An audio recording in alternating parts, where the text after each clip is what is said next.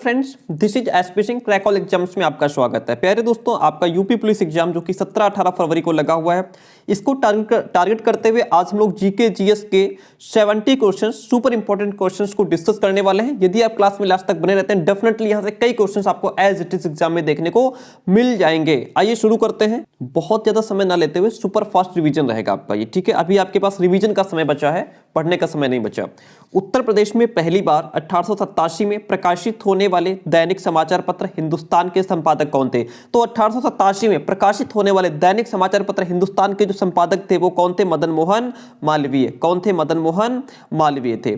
दूसरा क्वेश्चन कहता है, उत्तर प्रदेश में किस वर्ष सभी सरकारी कार्यों के लिए हिंदी का प्रयोग करना कानूनी तौर पर अनिवार्य कर दिया गया था? कब किया गया था? 1977 में, ठीक है। 1977 में उत्तर प्रदेश में सभी सरकारी कार्यों के लिए हिंदी का प्रयोग करना कानूनी तौर पर अनिवार्य कर दिया गया था। इसलिए ऑप्शन नंबर आपका जो डी है वह राइट हो जाएगा।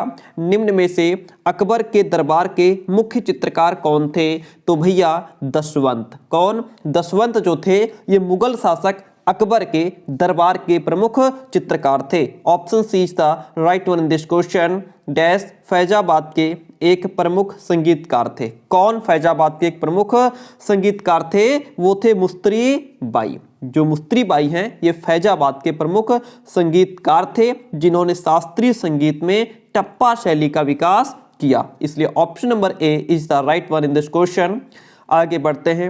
निम्नलिखित में से बुंदेलखंड का लोकप्रिय लोकगीत कौन सा है? प्यारे दोस्तों, आल्हा। आल्हा बुंदेलखंड का एक लोकप्रिय गीत है, ठीक है। और ये जो गीत है वो राजपूत राजा परमाल के दो वीर कमांडरो आल्हा और उदल के सम्मान में गाया जाता है। Option B is the right one this question. निम्न में से कौन, देखिए, निम्न में से कौन सी नदी भारत में ब्रह्म घाट पर कर्णाली नदी से जुड़ती है और घाघरा नदी बन जाती है? Very important, super important question.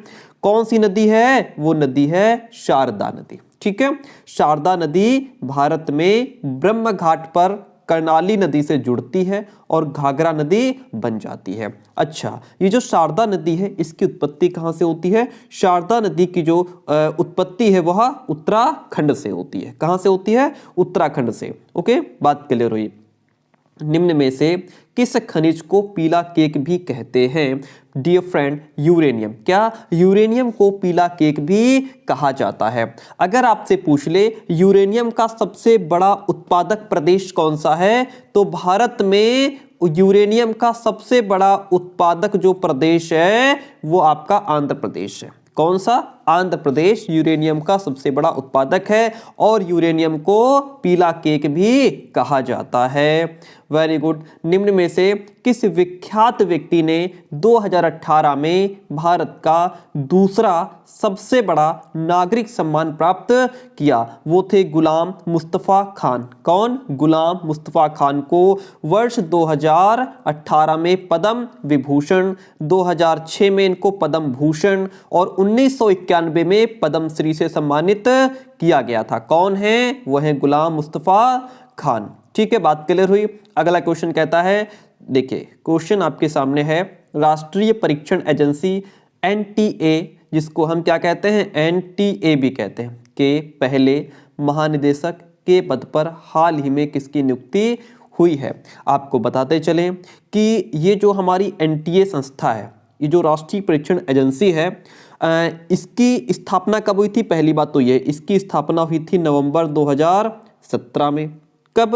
नवंबर 2017 में इसकी स्थापना की गई थी और जो विनीत जोशी थे ये इसके प्रथम महानिदेशक बने थे, ठीक है। विनीत जोशी एनटीए के प्रथम महानिदेशक थे और एनटीए की जो स्थापना है वो 17 नवंबर को हुई थी, तो सॉरी नवंबर 2017 में हुई थी। बात क्लियर हुई। क्वेश्चन कहता है, G20 की बैठक 2018 में डैश में हुई थी? तो G20 की बैठक 2018 में ब्यूनस आयर्स में हुई थी। ये जो ब्यूनस आयर्स है ये अर्जेंटीना की राजधानी है। ओके, ब्यूनस आयर्स क्या है? ये अर्जेंटीना की राजधानी है और यहीं पर G20 की बैठक 2018 में हुई थी। इसलिए ऑप्शन बी राइट हो जाता है। अगला क्वेश्चन आपके सामने, क्वेश्चन कहता है 1825 में वेदांता कॉलेज की स्थापना किसने की, जिसमें दोनों भारतीय अध्ययन और पाश्चात्य सामाजिक तथा भौतिकी विज्ञान पाठ्यक्रम प्रस्तुत किया गया, वो है राजा राममोहन राय। ठीक है, 1825 में वेदांता कॉलेज की स्थापना राजा राममोहन राय ने की थी। अगर आपसे ये पूछ ले कि राजा राममोहन राय को राजा की उपाधि किसने दी, तो आप क्या लिखेंगे? देखिए, इनको राजा की उपाधि दी थी अकबर द्वितीय ने। किसने? राजा राममोहन राय को राजा की उपाधि अकबर द्वितीय ने दी थी। ठीक है, तो इस तरीके से यहाँ पे जो ऑप्शन आपका बी है वह राइट हो जाता है। हम बढ़ते हैं नेक्स्ट क्वेश्चन की तरफ। निम्न में से किस देश को पहले सीलोन कहा जाता था? वो देश है हमारा श्रीलंका। श्रीलंका का प्राचीन नाम सीलोन था। अगर आपसे इसकी राजधानी पूछ ले, जो कि आपसे पूछेगा, तो आप क्या लिखेंगे? आप लिखेंगे कोलंबो। ठीक है, श्रीलंका की राजधानी कोलंबो है। आगे बढ़ते हैं। देखिए, क्वेश्चन क्या था हमारा? सीलोन कहा जाता, तो श्रीलंका का पुराना नाम सीलोन है और श्रीलंका की राजधानी कोलंबो है। बात क्लियर। 1869 में डैश नहर के खुलने से भारत से यूरोप की जो दूरी है वो 7000 किलोमीटर कम हो गई। कौन सी नहर के खुलने से? सुएज नहर के खुलने से। ठीक है, सुएज नहर को 1869 में खोला गया था। इससे भारत और यूरोप के बीच की जो दूरी है वो 7000 किलोमीटर कम हो गई। ऑप्शन सी राइट हो गया हमारा। ठीक है, गणतंत्र दिवस 2018 की परेड के मुख्य अतिथियों में से एक मुख्य अतिथि कौन थे? वह थे ऑंग सान सू की। ये म्यांमार की स्टेट काउंसलर थी। ठीक है, ये लेडी हैं म्यांमार की स्टेट काउंसलर ऑंग सान सू की जो हैं ये मुख्य अतिथि थी। ओके, बात clear. Option D is the right one this question. निम्न में से किस ई कॉमर्स कंपनी ने खादी उत्पादों की बिक्री के लिए उत्तर प्रदेश सरकार के साथ एक समझौते पर हस्ताक्षर किए हैं? कौन सी कंपनी है? वो कंपनी है अमेजन इंडिया। कौन सी कंपनी? Amazon India. ठीक है, वर्ष 2018 में, बात कब की है? 2018 की। ठीक है, 2018 में उत्तर प्रदेश सरकार ने खादी वस्त्रों की बिक्री के लिए अमेजन इंडिया नामक ई कॉमर्स कंपनी से करार किया था। ऑप्शन सी राइट हो गया।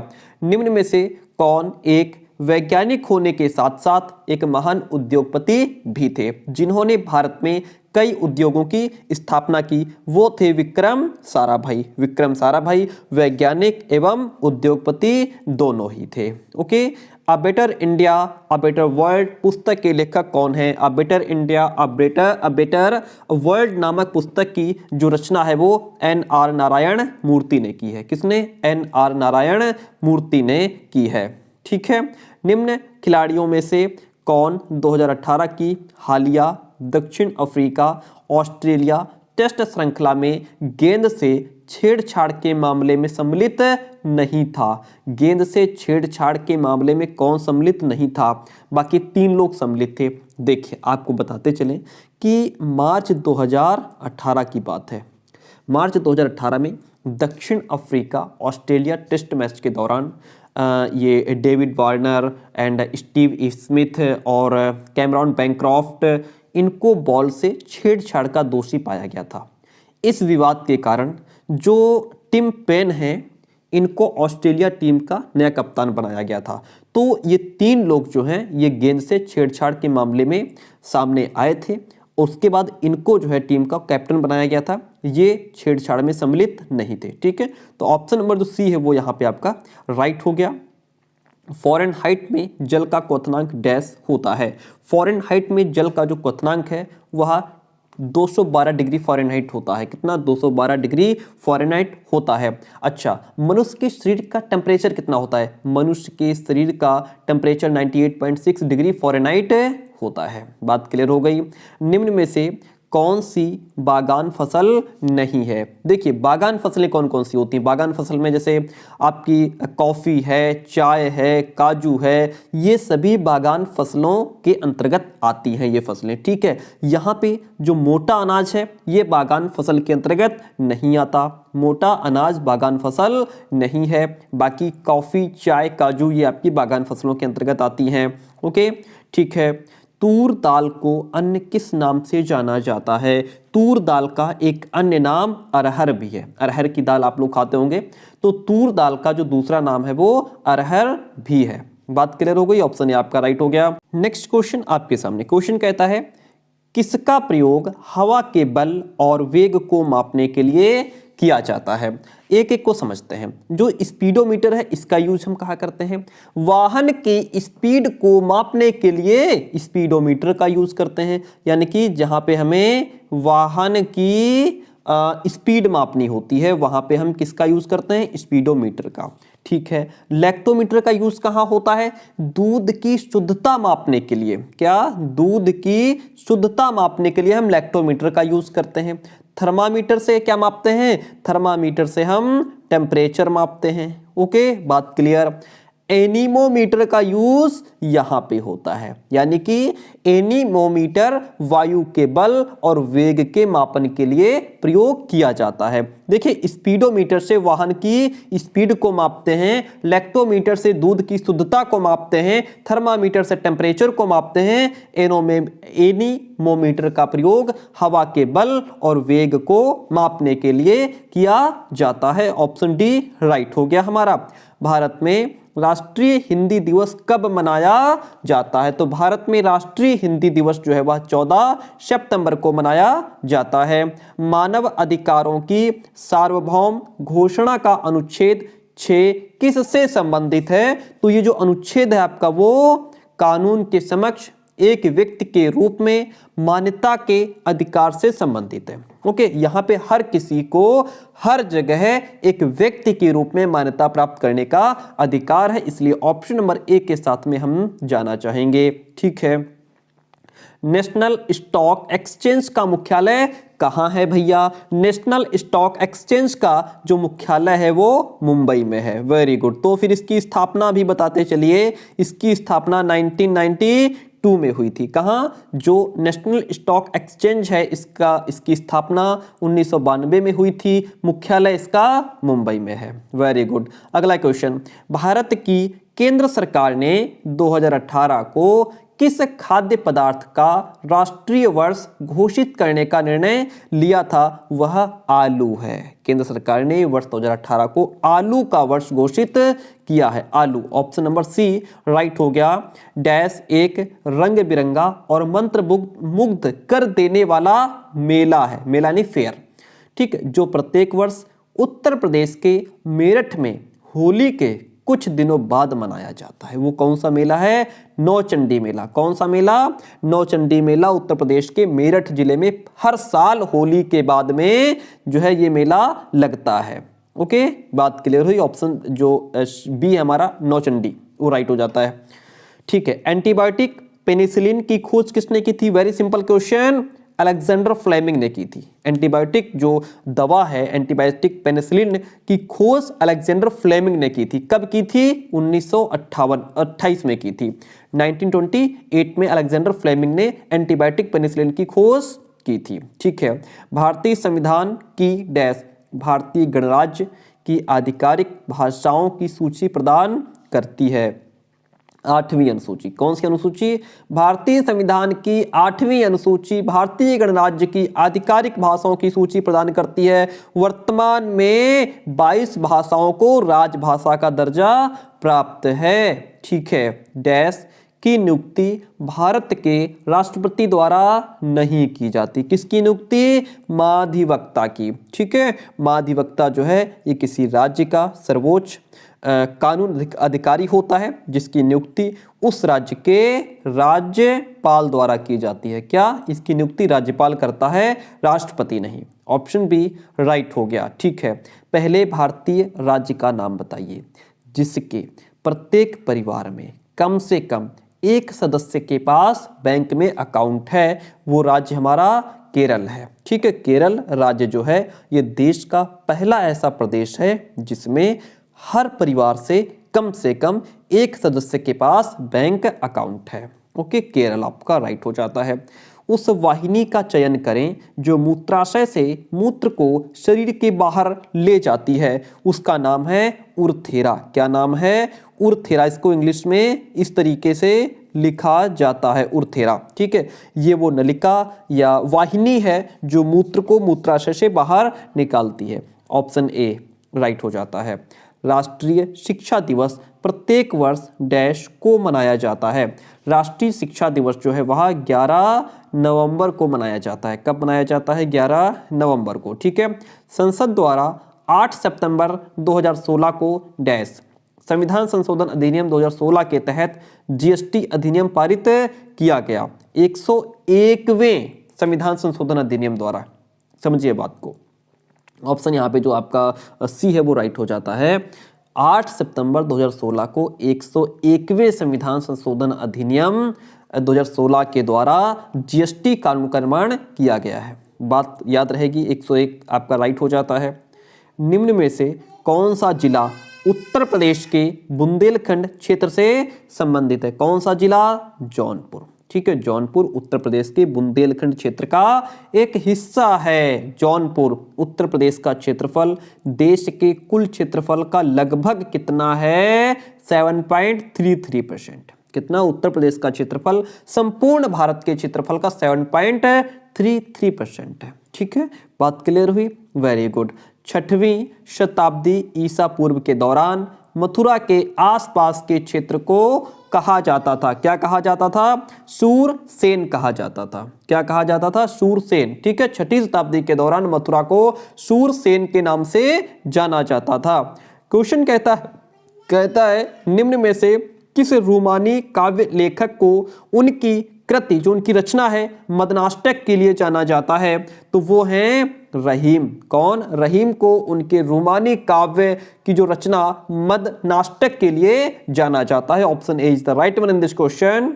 सभी एक से बढ़कर एक क्वेश्चन का कलेक्शन आपके सामने है। ठीक है, वीडियो कैसा रहे ये आप कमेंट करके जरूर बताएंगे। अपने लाइक और कमेंट के माध्यम से बताएंगे कि ये क्वेश्चंस कितने इंपॉर्टेंट हैं।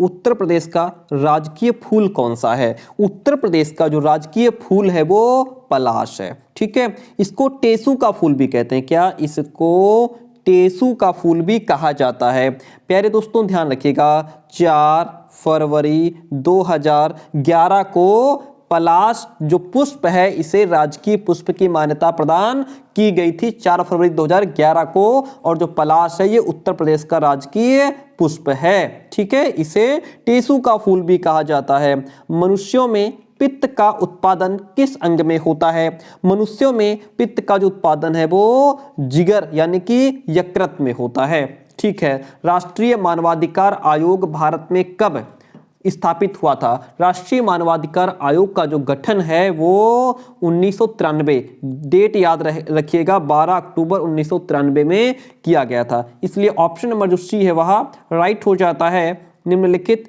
रोगों में से कौन सा रोग फफूंद यानी कि फंगस के कारण होता है? वो रोग है दाद। ठीक है, जिसको हम इंग्लिश में रिंग्स भी कहते हैं। ठीक है, ये जो है कवक यानी कि फफूंद की वजह से हो जाता है। और ये जो आप देख पा रहे हैं तुंडिका शोथ जिसको टॉन्सिल भी कहते हैं, ये विषाणु एवं जीवाणुओं के कारण हो जाता है। ठीक है, बात यहां तक क्लियर हुई? Very good.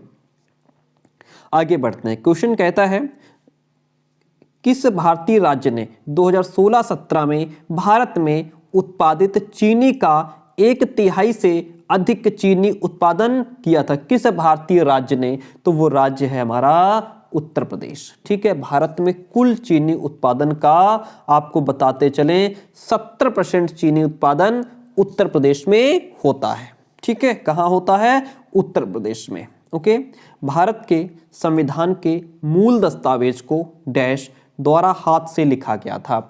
तो भारतीय संविधान के मूल दस्तावेज को श्री प्रेम बिहारी नारायण रायजादा ने अपने हाथ से लिखा था। अगर आपसे पूछ ले कि भारतीय संविधान पर सबसे पहले हस्ताक्षर किसने किए थे, तो भारतीय संविधान पर सबसे पहले पंडित जवाहरलाल नेहरू ने हस्ताक्षर किए थे। ये बात भी आप ध्यान रखिएगा। विटामिन B7 का रासायनिक नाम क्या है? विटामिन B7 का रासायनिक नाम बायोटिन है। इसे विटामिन H भी कहते हैं। क्या? इसे विटामिन H भी कहते हैं। और इसकी कमी से बाल गिरने लगते हैं, चर्म रोग हो जाता है। ठीक है, ऑप्शन यहाँ पे जो बी है वह राइट हो गया। आगे बढ़ते हैं। नेक्स्ट क्वेश्चन कहता है, हॉकी के दिग्गज मेजर ध्यानचंद का जन्म कहाँ हुआ था? हॉकी के दिग्गज मेजर ध्यानचंद का जन्म इलाहाबाद में 1905 में हुआ था। ठीक है, इलाहाबाद में 1905 में हुआ था। इन्हें हॉकी का जादूगर भी कहा जाता है। मेजर ध्यानचंद को हॉकी का जादूगर भी कहा जाता है। मुंशी प्रेमचंद का जन्म कहाँ हुआ था? मुंशी प्रेमचंद का जो जन्म है वह वाराणसी में 1880 में हुआ था। कहाँ? वाराणसी में 1880 में हुआ था। मुंशी प्रेमचंद को उपन्यास सम्राट के नाम से भी जाना जाता है। किस नाम से? इनको उपन्यास सम्राट के नाम से भी जाना जाता है, मुंशी प्रेमचंद को। ठीक है, क्वेश्चन हमारा क्लियर हुआ। निम्नलिखित में से कौन सा उत्तर प्रदेश का सबसे पुराना विश्वविद्यालय है? देखिए, हम आपको बता दें सबसे पहले किसकी स्थापना कब हुई। यदि ये आपको पता होगा कि किस विश्वविद्यालय की स्थापना कब हुई, तब तो आप बता पाएंगे ना कि कौन सबसे पुराना है। समझिए पॉइंट को। जो हमारा अलीगढ़ मुस्लिम विश्वविद्यालय है, इसकी स्थापना 1875 में हुई थी। ठीक है, बनारस हिंदू विश्वविद्यालय की स्थापना 1916 में हुई थी। लिख लीजिए, नोट कर लीजिए। महात्मा गांधी काशी विद्यापीठ की स्थापना 1921 में हुई थी। और इलाहाबाद केंद्रीय विश्वविद्यालय की जो स्थापना है वो 23 सितंबर 1887 में हुई थी। अब चारों ऑप्शन आपके सामने हैं, आप ढूंढ करके बता दीजिए कि इसमें सबसे पुराना कौन है। देखिए, ये 87 है, फिर ये 75 है, यानी 87 से पहले 75, उसके बाद फिर 1900 में आ गए। ये तो बहुत लेट हुए हैं। तो सबसे पहले 1875 यानी कि अलीगढ़ मुस्लिम विश्वविद्यालय जो है ये उत्तर प्रदेश का सबसे पुराना विश्वविद्यालय है। इन सब की तारीख ध्यान लिख लीजिए, किसकी स्थापना कब हुई थी। ठीक है, तो यहाँ पे ऑप्शन जो ए है वो उत्तर प्रदेश का सबसे पुराना विश्वविद्यालय अलीगढ़ मुस्लिम विश्वविद्यालय है। Very good. अगला क्वेश्चन आपके सामने। क्वेश्चन कहता है, क्या कहता है? देखिए, उत्तर प्रदेश के किस शहर को पूर्व का ग्रास के नाम से जाना जाता है? वह है कन्नौज। ठीक है, कन्नौज को पूर्व का ग्रास कहा जाता है। और कन्नौज का दूसरा नाम, भारत की इत्र राजधानी भी कन्नौज को कहते हैं। भारत की इत्र राजधानी भी कन्नौज को कहा जाता है। प्राचीन काल में कन्नौज हर्षवर्धन की राजधानी थी। किस पड़ोसी देश को land of the thunder dragon कहा जाता है? वह है भूटान। भूटान को land of the thunder dragon और लैंड ऑफ थंडरबोल्ट कहते हैं। भूटान की राजधानी क्या है भैया? भूटान की राजधानी थिम्पू है। क्या? भूटान की राजधानी थिम्पू है। 2017 में कजुआ इशिगुरो को किस विधा में नोबेल पुरस्कार मिला था? तो इनको साहित्य के क्षेत्र में नोबेल पुरस्कार मिला था। किस क्षेत्र में? साहित्य के क्षेत्र में।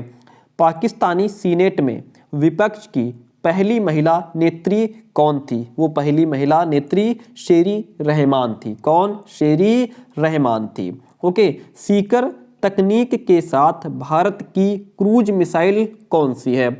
वह है ब्रह्मोस। ठीक है, जो ब्रह्मोस है ये भारत की सीकर तकनीक की क्रूज मिसाइल है। ओके, और ये जो ब्रह्मोस है इसका नाम भारत की नदी ब्रह्मपुत्र और रूस की नदी मोस्कवा के नाम पर रखा गया है, ब्रह्मोस।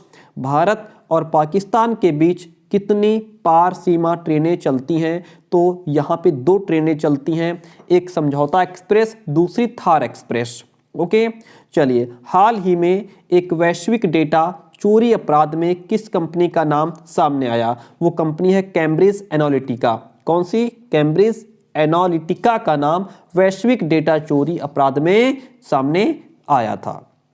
ओके, 15वीं रूस भारत चीन त्रिपक्षीय विदेश मंत्रियों की बैठक दिसंबर 2017 में कहाँ हुई थी? तो ये बैठक नई दिल्ली में हुई थी। ठीक है, रूस भारत चीन, रूस भारत की चीन, ठीक है, तीन है इसमें, एक रूस, दूसरा भारत, तीसरा चीन, की जो त्रिपक्षीय विदेश मंत्रियों की 15वीं बैठक थी वो दिसंबर 2017 में नई दिल्ली में संपन्न हुई थी। Okay, very good. भारत में ब्रिटिश शासन का बड़े पैमाने पर विस्तार सहायक संधियों के माध्यम से हुआ, जो गवर्नर जनरल डैश के शासनकाल में शुरू हुई थी। वह है लॉर्ड वेलेस्ली। यहाँ पे आपको दिख पा रहा होगा कौन है, लॉर्ड वेलेस्ली। यहाँ पे लिखा हुआ देखिए, लॉर्ड वेलेस्ली को सहायक संधि और लॉर्ड डलहौजी को राज्य हड़प नीति के लिए जाना जाता है। यहाँ पे जो ऑप्शन आपका है वो लॉर्ड वेलेस्ली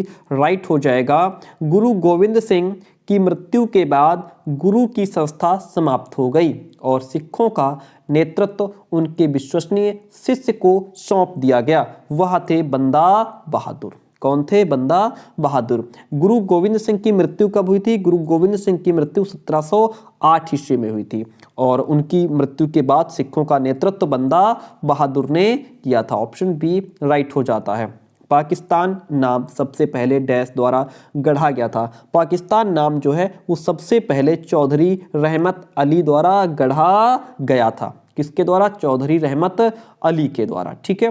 रविंद्रनाथ टैगोर ने अपनी नाइटहुड की उपाधि को किसके विरोध में छोड़ दिया? तो इन्होंने जलियांवाला बाग नरसंहार के विरोध में रविंद्रनाथ टैगोर ने अपनी नाइटहुड की उपाधि को जो है छोड़ दिया, जलियांवाला बाग नरसंहार के विरोध में। ठीक है। गोदावरी नदी का उद्गम स्थल कौन सा राज्य है? तो गोदावरी नदी का जो उद्गम स्थल है वह महाराष्ट्र है। ठीक है। गोदावरी नदी की उत्पत्ति महाराष्ट्र में त्र्यंबकेश्वर नामक स्थान से होती है। इसे दक्षिण गंगा के नाम से भी जाना जाता है। ओके। भारत की सबसे बड़ी मीठे पानी की झील कौन सी है? ये आप सबको पता होगा, वूलर। ठीक है। जम्मू कश्मीर में स्थित वूलर झील भारत की सबसे बड़ी मीठे पानी की झील है। इस झील में झेलम नदी गिरती है। वूलर झील में ही झेलम नदी भी गिरती है। ओके। क्वेश्चन कहता है भारतीय संविधान में कानून बनाने की निर्धारित प्रक्रिया काफी हद तक किसके संविधान के द्वारा प्रभावित है? तो वो संविधान संयुक्त राज्य अमेरिका है। ओके। भारतीय संविधान में कानून बनाने की प्रक्रिया अमेरिकी संविधान से प्रभावित है। इतनी बात क्लियर होती है। शिक्षा का अधिकार RTE राइट टू एजुकेशन अधिनियम वर्ष डैश में भारत की संसद के द्वारा अधिनियमित किया गया था। वह वर्ष था 2009 यानी कि 4 अगस्त 2009। पूरी तारीख याद रखें तो 4 अगस्त 2009 आपका ऑप्शन राइट हो जाएगा। महाराजा सवाई जयसिंह, जिसको हम जयसिंह द्वितीय भी कहते हैं, ने डैश में एक खगोलीय वेधशाला स्थापित की। कहाँ की? उज्जैन में। कहाँ की? सवाई राजा जयसिंह ने दिल्ली, मथुरा, उज्जैन, बनारस और जयपुर में खगोलीय वेधशाला स्थापित की थी। तो यहाँ पे ऑप्शन हमारा जो उज्जैन है वो राइट हो जाएगा। यूनिवर्सल टीकाकरण कार्यक्रम के रूप में केंद्रीय स्वास्थ्य मंत्रालय ने डैश के विरुद्ध दोहरे संरक्षण के लिए एकल टीके का शुभारंभ किया। किसका? तो वो हो जाएगा खसरा और रूबेला के विरुद्ध। खसरा और रूबेला के विरुद्ध दोहरे संरक्षण के लिए एकल टीके का शुभारंभ किया गया। Option A is the right one in this question. 2011 की जनगणना के अनुसार उत्तर प्रदेश के किस जिले की जनसंख्या सबसे ज्यादा है? 2011 के अकॉर्डिंग पूछ रहा है तो वो हमारा जो जिला है उत्तर प्रदेश का इलाहाबाद हो जाएगा। इसकी जनसंख्या 59,54,391 है अकॉर्डिंग टू 2011। ठीक है। 59,54,391। निम्नलिखित में से किस रियासत ने 1947 में पाकिस्तान में मिलने की घोषणा की थी, लेकिन बाद में जनमत संग्रह के बाद इसे भारत में शामिल होने के लिए मजबूर होना पड़ा था? वह है जूनागढ़। कौन है? जूनागढ़। भारत के स्वतंत्र होने पर कश्मीर, जूनागढ़ और हैदराबाद की रियासतें भारतीय संघ में शामिल नहीं हुई थी और जूनागढ़ को जनमत संग्रह से, कश्मीर को विलय पत्र से तथा हैदराबाद को सैनिक कार्यवाही के द्वारा भारतीय संघ में मिलाया गया। यहाँ पे जो ऑप्शन आपका जूनागढ़ है वह राइट हो जाएगा। निम्नलिखित भारतीय राज्यों में से किस में से कर्क रेखा नहीं गुजरती है? प्यारे दोस्तों, जो कर्क रेखा है वो भारत के 8 राज्यों से होकर के गुजरती है, लेकिन उत्तर प्रदेश से होकर के नहीं गुजरती। 8 प्रदेशों से तो गुजरती है, लेकिन उत्तर प्रदेश से नहीं गुजरती। जो आपके वो 8 राज्य हैं वो उसमें आपका गुजरात, राजस्थान, मध्य प्रदेश, छत्तीसगढ़, झारखंड, पश्चिम बंगाल, त्रिपुरा और मिजोरम आ जाता है। ओके, निम्नलिखित भारतीय राज्यों में से किस राज्य में द्विसदनी विधानमंडल नहीं है? तमिलनाडु में। कहाँ जो है? तमिलनाडु में द्विसदनी विधानमंडल नहीं है। ऑप्शन सी आपका यहाँ राइट हो जाता है। भारत की संविधान सभा की संघ शक्ति समिति के अध्यक्ष कौन थे? तो वह थे डॉक्टर राजेंद्र प्रसाद। संविधान सभा की संघ शक्ति समिति और झंडा समिति के अध्यक्ष डॉक्टर राजेंद्र प्रसाद थे, इसलिए ऑप्शन नंबर ए के साथ में हम चले जाएंगे। प्राचीन गणित पुस्तक गणित सार संग्रह किसके द्वारा लिखी गई थी? गणित सार संग्रह की जो रचना है वो महावीराचार्य ने की थी, और जो भास्कराचार्य हैं इन्होंने लीलावती की रचना की थी। कौन? लीलावती की रचना किसने की थी? भास्कराचार्य ने। गणित सार संग्रह की रचना महावीराचार्य ने की थी। इतनी बात क्लियर होती है। अगला क्वेश्चन आपके सामने, किसने एक अंग्रेजी पुस्तक अनलैशिंग इंडिया लिखी है जो बताती है कि भारत 25 से 30 वर्षों में महाशक्ति कैसे बन सकता है? वह वीरप्पा मोइली। ठीक है, वीरप्पा मोइली की एक अंग्रेजी पुस्तक है अनलैशिंग इंडिया लिखी है। किसने? वीरप्पा मोइली ने, जो ये बताती है कि भारत 25 से 30 साल में महाशक्ति कैसे बन सकता है। दिसंबर 2016 में भारतीय रेल ने आनंद विहार और डैश के बीच पहली हमसफर श्रेणी के ट्रेन की शुरुआत की है। वह है गोरखपुर। आनंद विहार और गोरखपुर के बीच में। Option B is the right one.